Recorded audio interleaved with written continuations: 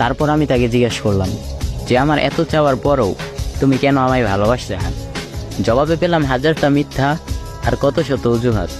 আমি তার সেই অজুহাতগুলোকে সত্যি ভাবলাম, তার সব কথা শুনলাম, তার চাওয়াকে রেসপেক্ট করলাম।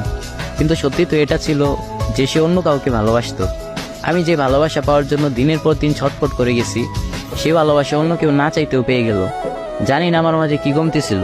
আমি আমার পুরোটা জীবন শুধু ভুল মানুষদের উপর বিশ্বাস করে গেছি, নিজের সবটা দিয়ে তাদের ভালোবাসছি, কিন্তু তারা কেউ আমায় ভালোবাসে নাই। আমি যত তাদের কাছে যাওয়ার চেষ্টা করছি, তারা ঠিক ততই আমার থেকে দূরে গেছে। তারপরও এসব নিয়ে আমার কোনো আক্ষেপ বা আফসোস নেই। তবে এখন মনে হয় আমি কোনো কিছুর যোগ্য না। দুনিয়ায় এমন কেউ নেই যাকে আমি আমার নিজের ভাববো, হোক প্রিয় মানুষ, হোক বন্ধু বা অন্য যে কোনো সম্পর্ক। তবে তুমি অন্তত আমায় সত্যিটা তো বলতে পারতে, তাই না? নাকি আমার এই সত্যিটা জানার অধিকার ছিল না?